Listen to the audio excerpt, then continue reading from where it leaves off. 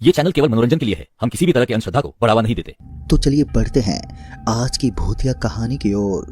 दोस्तों, मेरा दोस्त ढकेलू जब 3 महीने की सजा काटकर जेल से बाहर आया तो वो बिल्कुल बदल सा गया था।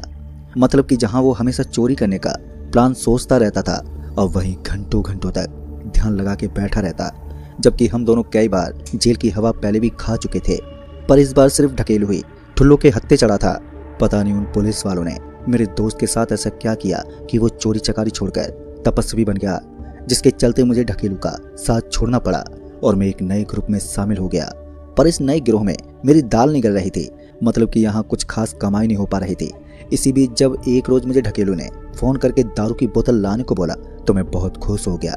दारू की बात सुनते ही मुझे लगा कि मेरा ढकेलू वापस अपनी दुनिया में लौट आया है। फिर क्या था, मैंने फौरनी ठेके से एक अंग्रेजी की बोतल ली और सीधे ढकेलू के कमरे पर पहुंचा। पर जब मैं उसके कमरे पर पहुंचा तो मैंने देखा कि वो अभी भी उसी ध्यान मुद्रा में बैठा हुआ है। उसकी आंखें बंद थी और वो लगातार कुछ बड़बड़ाए जा रहा था। फिर जब मैंने उसे आवाज देते बोला, अरे ढकेलू भाई, मैं दारू ले आया। मेरे ये कहते ही ढकेलू ने एक पल के लिए अपनी आंखें खोली और मुझे इशारे से ही वहीं पर बैठने को बोला और फिर अपनी आंखें मूंद ली। मैं भी उसके इशारा करते चुपचाप से वो दारू की बोतल हाथ में लिए वहीं पर बैठ गया और ढकेलू के अगले इशारे का वेट करने लगा। पर धीरे धीरे दोपहर से शाम और शाम से रात हो गई, पर ढकेलू वैसे ही आंख मूंदे बड़बड़ाता रहा।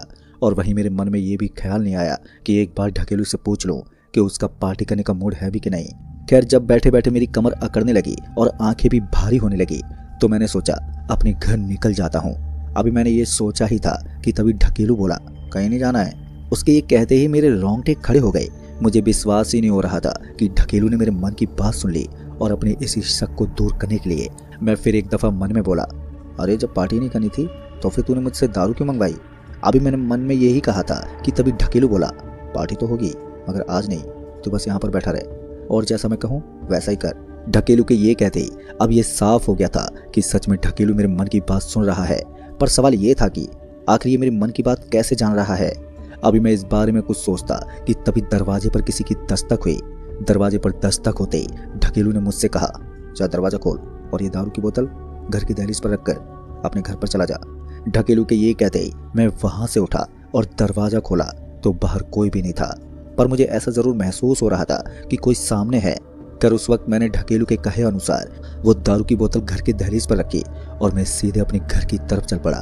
फिर इसी बीच मेरा ध्यान मेरी कलाई पर बंधी घड़ी पर गया तो पता चला कि अभी रात के 1:30 बज रहे हैं, यानी कि रास्ता पूरा सुनसान था। चूंकि मैं एक चोर था तो अंधेरा और खामोशी अब मेरे जिगरी साथी बन चुके थे। अभी मैं अपने घर की तरफ बढ़ ही रहा था कि तभी एक आवारा कुत्ता मेरे पीछे पीछे आने लगा। शुरू में मुझे लगा कि कुछ देर बाद वो मेरा पीछा छोड़ देगा, पर इसके उलट कुछ आगे आते ही बहुत से कुत्ते और बिल्लियां पता नहीं कहां से एक झुंड में आ गई और मेरे पीछे पीछे आने लगे। एक कुत्ता तक तो ठीक था, पर जब मैंने कुत्ते बिल्लियों का पूरा झुंड अपने पीछे आते देखा तो मैंने फौरन ही सर पर दौड़ लगाना शुरू किया और सीधे अपने कमरे पर ही आके सांस ली। ऊपर वाले का रहम था कि मैं बाल बाल बच गया। आज का दिन ही खराब था। एक तो पहले से ही पूरी कमाई थप पड़ी थी, ऊपर से ढकेलू की नौटंकी झेलनी पड़ रही थी। खैर, कुछ देर के बाद मैं ये सब बड़बड़ाते हुए सो गया। अभी मेरी आंख ही लगी थी कि किसी ने मेरा नाम ले तो पुकारा, अरे गोरखा भैया। मैं अपना नाम सुनते ही अपने बिस्तर से उठा और अपने कमरे से बाहर निकला तो मैंने देखा कि एक लंबा चौड़ा आदमी सामने खड़ा है। इससे पहले मैं उस आदमी से कुछ पूछता कि वो बोला, मुझे ढकेलू भैया ने भेजा है, चलो मोटी असामी हाथ लगी है। जैसे उस आदमी ने असामी की बात कही तो मेरी आंखें चमक गई और मैं फौरन ही उसके साथ चल पड़ा, बिना ये जाने की आखिर वो है कौन। खैर, कुछ दूर चलने के बाद हम दोनों एक हाईवे के पास पहुंचे जहां पर एक लाल कलर की गाड़ी पलटी हुई थी। अभी मैं उस आदमी से कुछ पूछता कि उस आदमी ने मुझसे उस कार के अंदर देखने को बोला। उसके एक कहते ही जब मैं उस पलटी हुई कार में झांका तो मेरी आंखें और चमक उठी। दरअसल उस कार में 2 बैग थे, पैसों से भरे हुए, और एक मोटा आदमी था जो बेहोश पड़ा हुआ था। खैर, मैंने तुरंत ही पैसों से भरे हुए वो दोनों बैग उस कार से बाहर निकाले और वहां से जाने के लिए मैं जैसे ही मुड़ा तो मेरी सांसें तेज हो गई। दरअसल मेरे इस घबराहट की वजह थी वो रास्ता जिधर से मैं आया था, जो अब वहां पर नहीं था। यहाँ तक कि वो आदमी भी गायब था जिसके साथ मैं यहाँ पर आया था। उस वक्त मुझे समझ में नहीं आ रहा था कि आखिर मेरे साथ ये हो क्या रहा है। मैं इस कदर कंफ्यूज था कि पैसों से भरा बैग लिए मैं वहीं गाड़ी के पास ही काफी देर तक खड़ा रहा, ये तय करने के लिए कि मैं किस ओर भागूं, जबकि मुझे फौरन ही वहां से भाग जाना चाहिए था। खैर कुछ देर के बाद ही सही मैंने वहां से भागना शुरू किया और उस हाईवे पर काफी दूर तक भागने के बाद जब मुझे लगा कि मैं उस कार से बहुत दूर निकल आया हूँ तो मैं एक जगह पर रुका और अपने आसपास देखने लगा, ये जानने के लिए कि आखिर मैं हूँ कहाँ पर। वहां पर फैले अंधेरे में कुछ साफ साफ नजर नहीं आ रहा था, जिस वजह से मैं कोई भी अंदाजा नहीं लगा पाया। अभी मैं वहां से अपने ठिकाने तक पहुंचने का प्लान बना था कि तभी वहां पर कुछ कुत्ते आ पहुंचे और मेरे करीब आने लगे। कुत्तों को अपनी तरफ आता देख मैंने वो पैसों का बैग कसकर पकड़ा और वहां से दौड़ना शुरू किया। दौड़ते वक्त मुझे ये भी ध्यान नहीं रहा कि मैं किस तरफ भाग रहा हूँ। मुझे जिधर रास्ता दिख रहा था मैं उस रास्ते पर भागता ही चला जा रहा था। ऊपर से हैरानी वाली बात ये थी कि मैं पीछे पलटकर ये भी नहीं देख रहा था कि वो कुत्ते जिनसे मैं डर कर भाग रहा हूँ वो मेरे पीछे है भी या नहीं। मैं बस सरपट भागे जा रहा था। फिर जब मेरे पैर एक जगह पर रुके तो सांस लेते हुए मैंने अपने आसपास देखा तो वहां पर हर जगह पर कब्रें ही कब्र बनी हुई थी। उन कब्रों पर नजर पड़ते ही मुझे एहसास हुआ कि मैं किसी कब्रिस्तान में आ पहुंचा हूँ। अभी मैं उस कब्रिस्तान से बाहर निकलने का रास्ता ही ढूंढ रहा था कि इसी बीच मेरी नजर एक बच्चे पर पड़ी जो एक कब्र पर बैठा हुआ था। हालांकि वो बच्चा मुझसे काफी दूर था पर उसकी फुसफुसाहट मुझे साफ साफ सुनाई दे रही थी। वैसे तो मेरी पहले से ही हालत खराब थी, ऊपर से उस कब्र पर बैठे बच्चे को देखकर मेरी तो हवा टाइट होने लगी थी। मैं जानता था कि यहाँ से दबे पैर निकलने में ही मेरी भलाई है, लिहाजा मैं वहां से निकलने के लिए जैसे ही पीछे पलटा तो वैसे किसी ने मेरे कंधे पर हाथ रखते हुए कहा, अरे कहाँ पर जा रहे हो आप? वो आवाज इतनी भारी थी कि डर के मारे मेरा पूरा शरीर कपकपाने लगा था। आलम ये था कि मैं अब ना तो हिल पा रहा था और ना ही मुंह से कुछ बोल पा रहा था। वहीं मेरी दिल की धड़कनें लगातार बढ़ती जा रही थी। फिर जब वो कंधे से हटकर वो हाथ मेरी गर्दन पर पहुंचे तो मेरी सांसें रुक गई और मेरा दम उखड़ने लगा और फिर देखते ही देखते मेरी आंखों के आगे अंधेरा पसर गया। फिर जब मेरी आंख खुली तो मैं अब अपने घर के बिस्तर पर लेटा हुआ था। मेरा पूरा बदन पसीने से भीगा हुआ था। खैर अब तक सुबह भी हो चुकी थी पर मैं उस रोज घर से बाहर नहीं निकला। फिर शाम के करीबन 7 बजे मैं मार्केट के लिए निकला तो रास्ते में मेरी मुलाकात कुंदन से हुई। उसने मुझसे बोला कि ढकेलू भाई ने तुम्हें दारू लेकर अपने कमरे पर बुलाया है। इतना बोलकर कुंदन बिना मेरी कोई बात सुने वहां से चला गया और वहीं उसके जाने के बाद मैं ये सोचने लगा कि कुंदन को ढकेलू भाई के बारे में कैसे मालूम। कुंदन तो कभी ढकेलू से मिला भी नहीं। खैर उस वक्त मैंने ज्यादा नहीं सोचा और ठीक पिछले दिन की तरह मैं फिर से एक अंग्रेजी बोतल लेकर ढकेलू भाई के कमरे पर पहुंचा जहां वो वैसे ही अपनी आंखें मूंदे बैठा हुआ था। मेरे कमरे में दाखिल होते ही ढकेलू भाई ने अपनी आंखें खोली और मुझे एक बैग देते हुए कहा कि इस बैग में जो कुछ भी है तेरा है। इस बैग में एक पर्ची है जिसमें एक काम लिखा हुआ है जो तुझे करना है। जब वक्त आएगा तो मैं दोबारा से मिलूंगा। इतना बोलकर उसने मुझे वहां से जाने को बोला और मैंने भी उससे कोई सवाल जवाब नहीं किया और वो दारू की बोतल वहीं छोड़कर वो बैग लेकर अपने कमरे पर आ गया। कमरे पर पहुंचने के बाद जब मैंने वो बैग खोला तो उसमें पैसे भरे हुए थे। उन पैसों को देखते मुझे पिछली रात का सपना याद आ गया जिसमें मैं एक पैसों से भरा बैग लेकर भागा था। खैर पैसों की खुशी मुझे इतनी ज्यादा हो रही थी कि मैंने उस सपने के बारे में उतना नहीं सोचा। फिर जब उस बैग में मुझे वो पर्ची मिली तो उसमें लिखा हुआ था कि मुझे 3 ताबूत खरीदना है और उन खाली ताबूतों को 3 चौराहे के बीचों बीच गाड़ना था। ये पढ़कर मैं सोच में पड़ गया क्योंकि ताबूत खरीदने तक तो ठीक था पर उन ताबूतों को चौराहे पर गाड़ना ये बड़ा ही मुश्किल काम था। पर मैंने इसका भी हल ढूंढ लिया और अगले कुछ ही महीनों में मैंने उन तीनों खाली ताबूतों को 3 बड़े चौराहे पर गाड़ दिया। ढकेलू भाई का काम करने के बाद जब मैं उनसे मिलने उनके घर पर गया तो पता चला कि उन्होंने वो घर छोड़ दिया है। जिसके बाद फिर ढकेलू भाई कभी नहीं मिले और वहीं मैंने उन्हीं पैसों से एक दुकान खोल ली और आज भी मैं वो दुकान चला रहा हूँ। मुझे ये तो नहीं मालूम कि ढकेलू भाई ने मुझसे ऐसा काम क्यों करवाया, पर मुझे इतना यकीन है कि ढकेलू भाई के पास अब कोई ऐसी ताकत हाथ लग गई है जिससे वो कुछ भी कर सकते हैं। और मुझे ये भी यकीन है कि वो एक रोज फिर लौटेंगे और वो मुझसे दोबारा मिलेंगे। तो दोस्तों इस कहानी में बस इतना ही। तो चलिए बढ़ते हैं आज की वीडियो में एक और नई कहानी की ओर। दोस्तों राजेश मल्होत्रा ने कभी भी नहीं सोचा था कि उनकी जिंदगी की सबसे बड़ी खुशी उनकी सबसे बड़ी भूल बन जाएगी। 15 साल की बैंकिंग में मेहनत करने के बाद उन्हें आखिरकार अपने सपनों की नौकरी मिल ही गई थी। वो एक पुरानी बैंक के मैनेजर थे जो शिमला के पास एक छोटी सी पहाड़ी कस्बे कसौली में थी। ये उसकी एक प्रमोशन थी जिसमें उसकी अच्छी खासी सैलरी थी और सब कुछ परफेक्ट लग रहा था। लेकिन जिस दिन राजेश ने बैंक में कदम रखा तो उस अक्टूबर की ठंडी हवा उसके चेहरे से आकर टकराई और जिस इमारत में वो शाखा थी वो सन 1920 के दशक में अंग्रेजों के जमाने में बनी हुई एक पुरानी इमारत थी जिसकी पत्थर की दीवारें, ऊंची छतें और लकड़ी के फर्नीचर जो दशकों पुराने थे। उस बैंक की इमारत की खिड़कियां बहुत ही बड़ी थी, लेकिन अजीब बात यह थी कि सूरज की रोशनी का अंदर आकर भी अंधेरा सा महसूस होता था। तभी एक बूढ़े कर्मचारी ने राजेश को टोका जिसका नाम रामलाल था और वो पिछले 30 साल से इस बैंक में काम कर रहा था। उसने कहा कि आइए सर, आपका स्वागत है। जिस पर राजेश ने मुस्कुराते हुए बोला, जी धन्यवाद जी।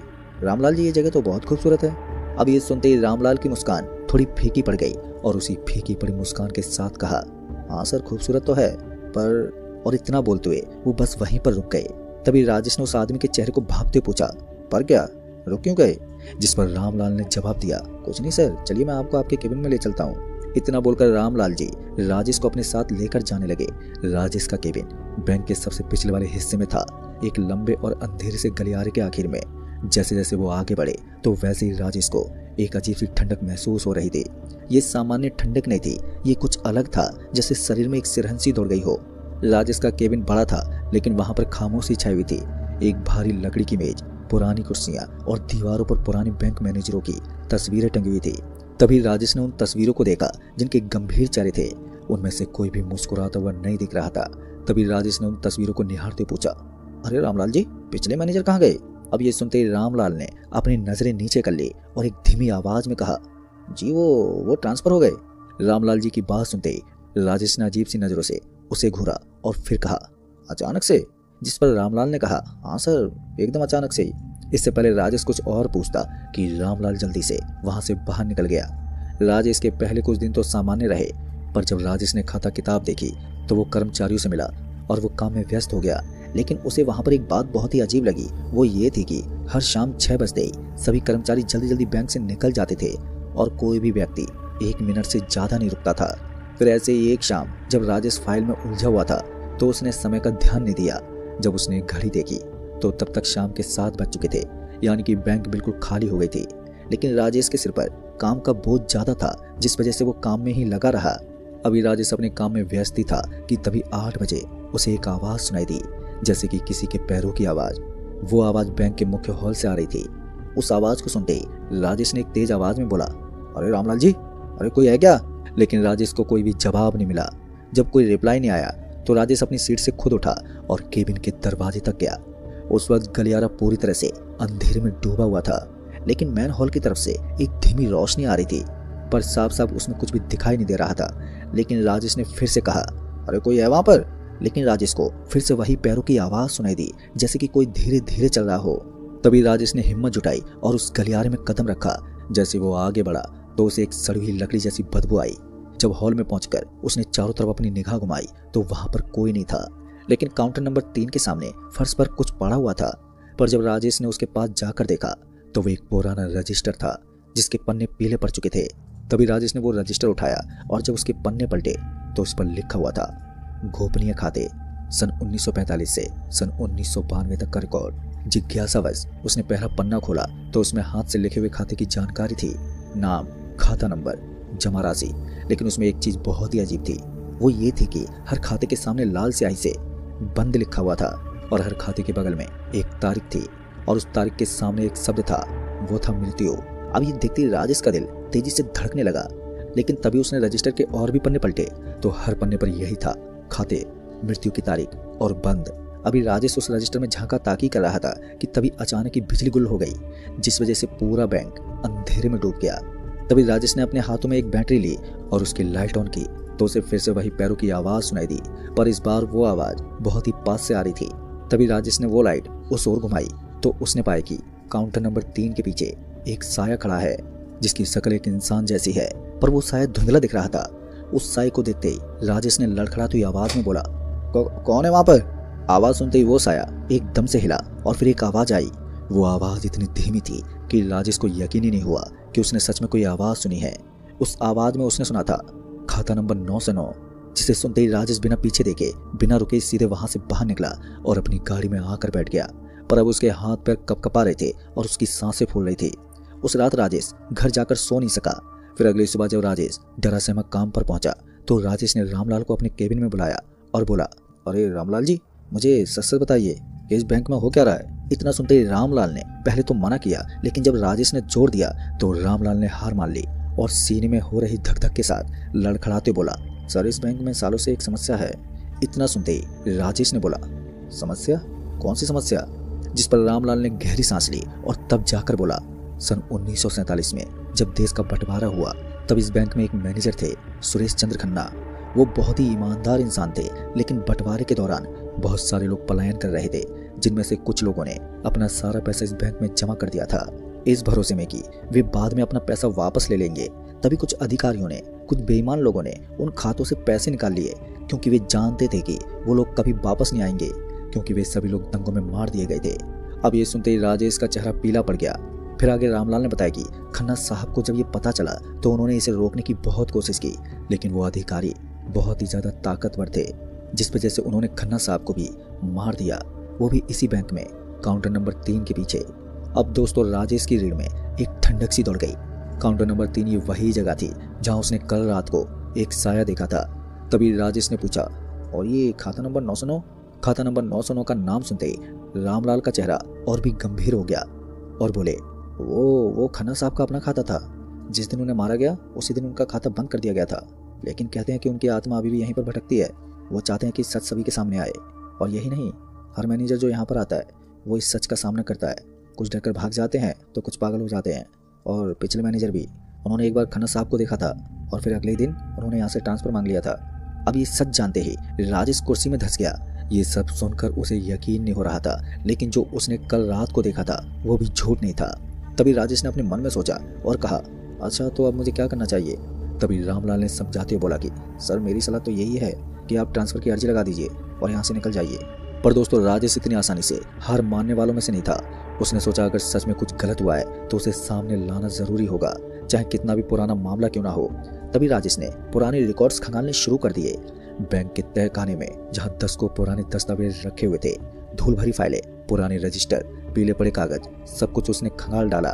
फिर 3 दिन की मेहनत के बाद उसे वो रजिस्टर मिला सन 1947 का, जिसमें खाता नंबर 909 था, मालिक का नाम सुरेश चंद्र खन्ना और जमा राशि 50,000 रुपए और बंद होने की तारीख 23 अगस्त 1947। लेकिन दोस्तों सबसे चौंकाने वाली बात यह थी कि उसी रजिस्टर में और भी खाते थे।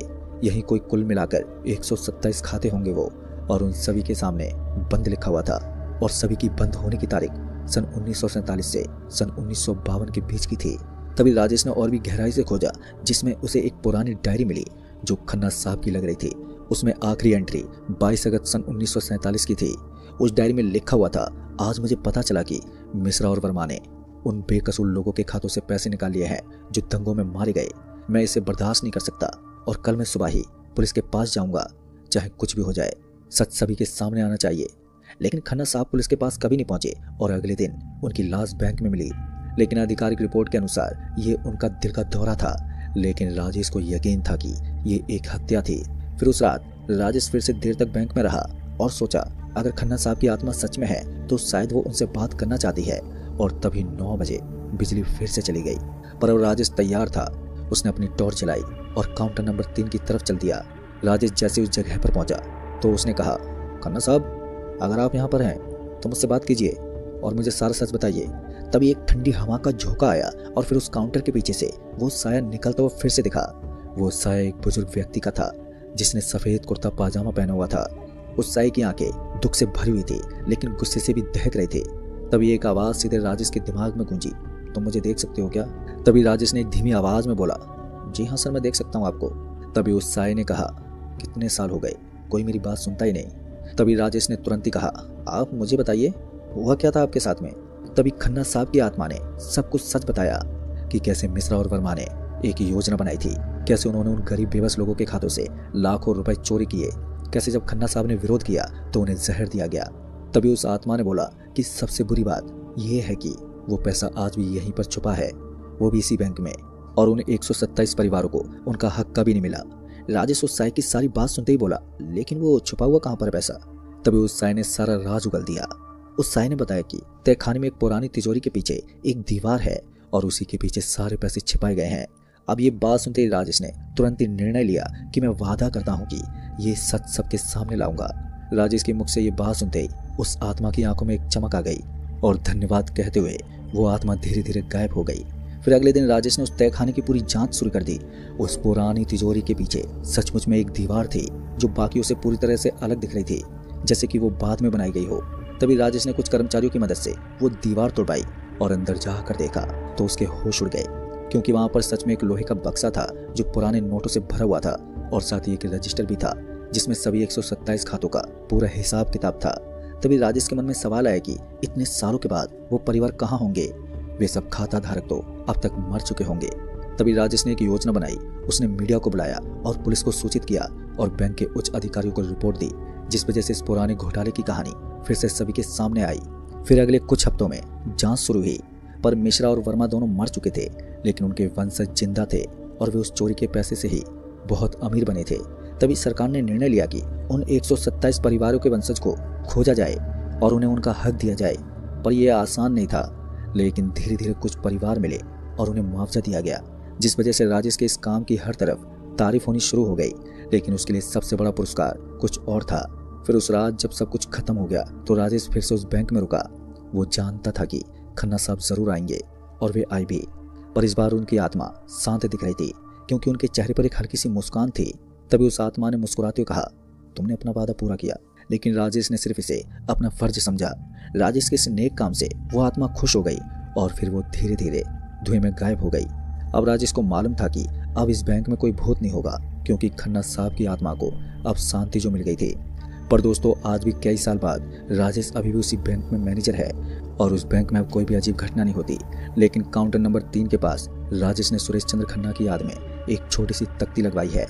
एक ईमानदार बैंकर, एक सच्चा इंसान, सन 1910 से 1947 तक। और हर साल 23 अगस्त को राजेश उस तख्ती के सामने एक दिया जलाता है। कभी कभी शांत रातों में उसे लगता है कि ठंडी हवा का एक हल्का सा झोंका आता है, जैसे कि कोई उन्हें धन्यवाद कह रहा हो। पर राजेश मुस्कुरा देता है, क्योंकि वो जानता है कि कुछ आत्माएं बदला लेने नहीं बल्कि न्याय पाने के लिए भटकती हैं। तो दोस्तों, इस कहानी में बस इतना ही। कहानी आपको पसंद आई हो तो वीडियो को लाइक शेयर कमेंट जरूर कर दें। तो मैं आपका दोस्त राजकुमार जल्द ही मिलूंगा ऐसी एक और नई भूतिया कहानी के साथ। तब तक के लिए बाय एंड टेक केयर।